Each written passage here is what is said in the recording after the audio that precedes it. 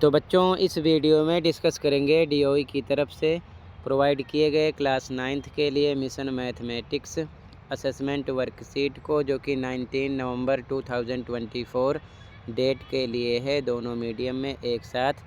Chapter 10 है वृत्त यानी कि सर्कल, मोस्ट इम्पोर्टेंट है आपके एनुअल एग्ज़ाम के लिए। ध्यान से देख लो और समझ लो। सबसे इम्पोर्टेंट, अभी तक जितनी वर्कशीट और असेसमेंट प्रोवाइड की गई है डीओ की तरफ से, सबका सॉल्यूशन अपलोड है दोनों मीडियम में।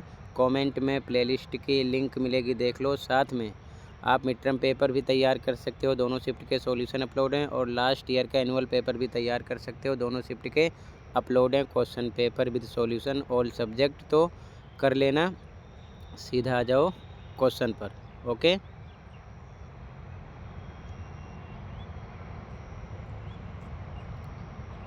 Question number 1 and 2 are multiple choice questions. प्रश्न संख्या 1 एवं 2 बहुविकल्पीय प्रश्न हैं। Select the most appropriate option from the given option. दिए गए विकल्पों में से सर्वाधिक उपयुक्त विकल्प का चयन कीजिए। पहला क्वेश्चन है, वृत्त की सबसे बड़ी जीवा क्या होती है? Which is the longest chord of the circle? तो बच्चों वो होती है व्यास यानी कि डायमीटर। मान लो इस प्रकार से ये सर्कल है, ये सेंटर है, ये क्या है, रेडियस है, इधर भी ये रेडियस है। टोटल ये क्या हो जाएगा, डायमीटर। ए बी मान लो सेंटर ओ है, तो यही सबसे बड़ी जीवा हो जाएगी, जिसे बोलते हैं व्यास यानी कि डायमीटर। ठीक है, ए ऑप्शन राइट हो जाएगा। अगला क्वेश्चन, सेकंड क्वेश्चन है, एक चक्रीय चतुर्भुज के सम्मुख कोणों के हर एक युग्मों का योग होता है। The sum of each pair of opposite angles of a cyclic quadrilateral is 180 होता है, 180। ठीक है, इसमें डी ऑप्शन राइट है। तो फर्स्ट में ए ऑप्शन, सेकंड में डी ऑप्शन राइट है। क्लियर है, आगे आ जाओ। क्वेश्चन नंबर थर्ड, क्वेश्चन है, सिद्ध कीजिए कि वृत्त की समान जीवाएं केंद्र पर समान कोण बनाती हैं। Prove that equal chords of a circle subtend equal angles at the centre. ये आपके चैप्टर की थ्योरम है यानी कि प्रमेय है, मोस्ट इंपॉर्टेंट है। ध्यान से देखो ताकि समझ में आ जाए। ओके, आंसर नंबर थर्ड, सबसे पहले आप हिंदी में देख लो, उसके बाद में इंग्लिश में। अलग अलग आंसर है, ठीक है। ध्यान से देखो, पहले हिंदी में। ये डायग्राम बना लो, लिखो। दिया है ओ केंद्र वाला एक वृत्त, ओ केंद्र वाला एक वृत्त जिसकी जीवाएं बराबर हैं। जीवा कौन सी है, ए बी और सी डी, ये आपस में बराबर है, इसलिए ए बी बराबर सी डी।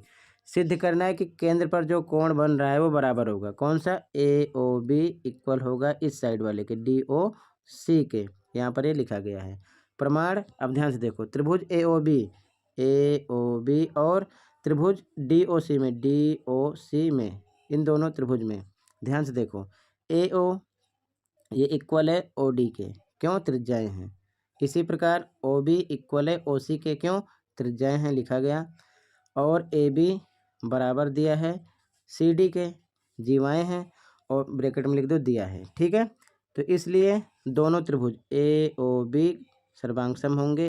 त्रिभुज डी ओ सी के ये सर्वांगसम का सिंबल है। किस रूल से, साइड साइड साइड नियम से लिख लो ब्रैकेट में, मतलब भुजा भुजा भुजा नियम से।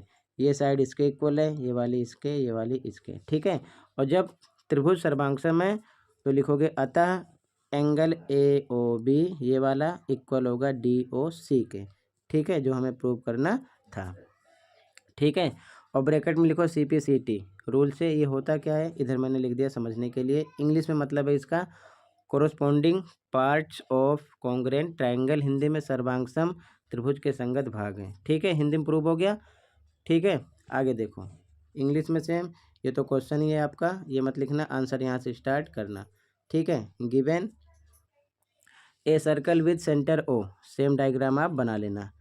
ए B and C D are equal chords of circle, A B and C D, इसलिए A B equal C D के होगा। ठीक है, यहाँ पर लिखा गया है to prove angle A O B equal होगा डी ओ सी के, इसके।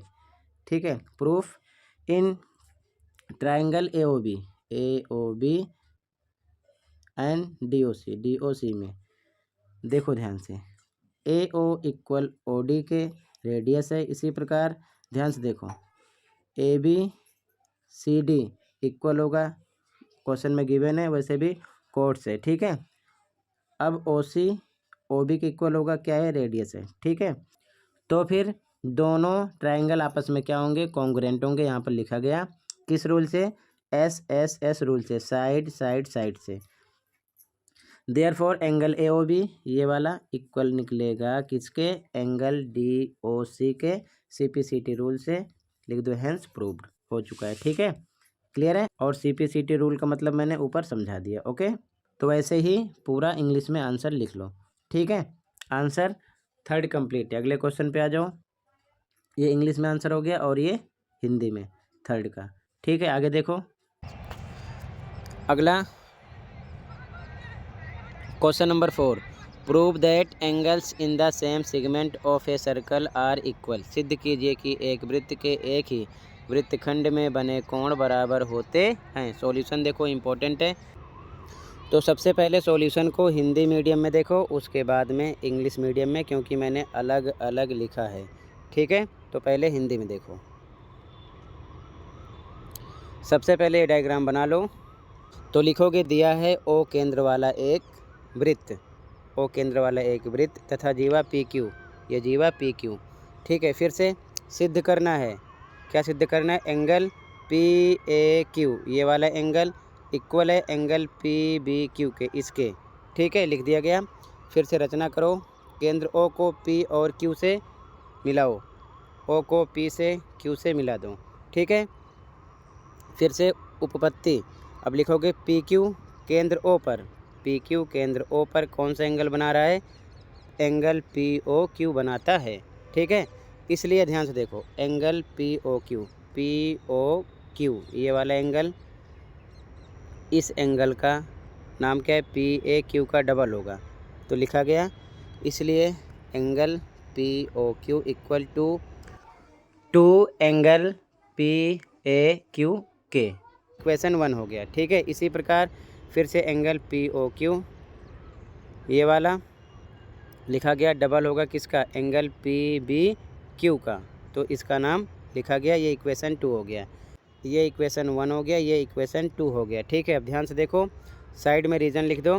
किसी चाप द्वारा केंद्र पर बनाया गया कोण वृत्त पर किसी अन्य बिंदु पर बनाए गए कोण का 2 गुना होता है, इसीलिए 2 गुना ये हो रहा है, ठीक है। दोनों इक्वेशन में ये रीज़न आपको लिखना है, बिना रीजन के हम डायरेक्ट नहीं लिख सकते हैं, ठीक है। इसे आप लिख लेना साइड में, ओके। अब ध्यान से देखो, लिखोगे समीकरण 1 और 2 से, इस तरफ दोनों एंगल सेम है, तो ये भी एंगल एक दूसरे के इक्वल निकलेंगे, तो लिख सकते हैं 2 angle P A Q equal 2 angle P B Q के, ठीक है। दोनों तरफ 2 से 2 कट हो गया, angle P A Q equal निकला एंगल पी बी क्यू के, इति सिद्धम, प्रूव हो गया, यही हमको प्रूव करना था, ठीक है। ऐसे ही लिख लो, डायग्राम बना लो, रीजन ज़रूर लिख लेना दोनों इक्वेशन के सामने, ठीक है। अब इंग्लिश मीडियम में देख लो, इंग्लिश मीडियम वाले भी सेम ये डायग्राम ऐसे पहले बना लेंगे, ओके। अब यहाँ से नोट कर लो, डायग्राम बना लेना इस साइड में आप, ठीक है ना, सेम ऊपर वाला। Given a circle with centre at O point P and Q, on this circle subtends angles angle P A Q and angle P B Q at point A and B respectively, ठीक है। फिर to prove angle P A Q equal to angle P B Q, इसके बाद construction करो, join the centre O to P and Q, ठीक है। Same यही diagram बना लेना, यही लिखा है, ठीक है। ओ को पी से क्यू से ज्वाइन किया गया है, ठीक है। आगे इसके बाद में आगे proof chord P Q subtends angle P O Q at the centre, ठीक है। यहाँ पर ये एंगल पी ओ क्यू बना रहा है, ठीक है। आगे लिखोगे, therefore angle P O Q equal double angle P A Q, equation 1 हो जाएगा, and angle P O Q equal होगा double angle P B Q के, इक्वेशन 2, ठीक है। साथ में रीजन ये लिख देना दोनों इक्वेशन के साथ में। Angle subtended by an arc, ये आर्क है ए आर सी, ठीक है। Arc eight the centre is double the angle subtended by it at any other point on circle, ठीक है। ये आप रीज़न ज़रूर लिख देना, ठीक है। अब ध्यान से देखो, अब आगे लिखोगे फ्रॉम इक्वेशन 1 एंड 2 कंपेयर करोगे तो इस तरफ दोनों एंगल एक दूसरे के इक्वल हैं, तो ये भी एक दूसरे के क्या होंगे, इक्वल। तो लिख सकते हैं 2 angle PAQ equal 2 angle PBQ। ठीक है, अब 2 से 2 कट हो गया तो angle PAQ equal angle PBQ बचा, प्रूव्ड हो गया। यही हमको प्रूव करना था, क्योंकि यहाँ पर हमें यही प्रूव करना था, angle PAQ equal angle PBQ। ठीक है, ये आपका आंसर नंबर 4 हो जाएगा। हिंदी मीडियम वाले सेम लिख लें और इंग्लिश मीडियम वाले भी सेम लिख लें और डायग्राम दोनों सेम बना लेंगे। ठीक है, ध्यान रखेंगे। अगले क्वेश्चन पे आ जाओ, कहीं पर कोई डाउट होगा बताना। अगला क्वेश्चन देखो, अगला क्वेश्चन नंबर 5 है। In the given figure angle DAB ये वाला 60 दिया है, एंड एंगल ABD ये वाला दिया है 50 डिग्री। फाइंड एंगल ACB, ये हमको निकालना है। ठीक है, दी गई आकृति में कोण DAB 60 है और कोण ABD 50 है। एंगल यानी कोण ACB निकालना है, ये वाला हमको निकालना है। सॉल्यूशन देखो ध्यान से, इंपॉर्टेंट क्वेश्चन है, लास्ट क्वेश्चन है। आंसर नंबर 5 ध्यान से देखो, इंग्लिश वाले लिखेंगे इन ट्रायंगल ABD, हिंदी वाले लिखेंगे त्रिभुज ABD में। त्रिभुज ऐसे बना दिया करो, ठीक है ना, ABD में। ध्यान से देखो, ABD में, इस त्रिभुज में, त्रिभुज के तीनों कोणों का योग होता है 180। तो मतलब angle A plus angle B plus angle D करेंगे तो 180 के होगा। ठीक है ना, ध्यान रखना। तो यहाँ पर लिखा angle D plus angle A plus angle B बराबर 180 के। एंगल D का पता नहीं है, ऐसे लिख दो। एंगल A पर रखोगे 60, B दिया है 50 बराबर 180 के। तो एंगल D, ये दोनों प्लस करो, 110 बराबर 180। एंगल D बराबर 110 इधर आएगा तो माइनस का हो जाएगा, माइनस करोगे तो एंगल D मिलेगा आपको 70। अब ध्यान से देखो, ये आपका आ गया 70, D आ गया है 70, D इक्वल होगा C के। तो यहाँ लिखो एंगल D इक्वल होगा एंगल C के, और एंगल C का पूरा नाम क्या है, एंगल ACB, जो हमको निकालना है। ठीक है, तो ये भी 70 के ही इक्वल होगा। रीजन लिख दो, एक ही वृत्तखंड के कोण हिंदी में, इंग्लिश में angles of the same segment. Last worksheet में मैंने आपको ये रूल समझाया था। ठीक है, तो हमको निकालना था एंगल ACB, ये तो ये आ जाएगा कितना, 70 डिग्री। ये चीज़ ध्यान में रखना। तो बच्चों ऐसे ही लिख लो। इसी के साथ ही असेसमेंट कंप्लीट है। कहीं पर कोई डाउट है कमेंट कर सकते हो, वीडियो अच्छी लगे तो लाइक कर सकते हो, चैनल पर नए सब्सक्राइब कर सकते हो। मिलते हैं अगली वीडियो में। वीडियो अपने दोस्तों को भी शेयर कर सकते हो ताकि उनकी भी हेल्प हो सके। Thank you for watching and take care. Okay.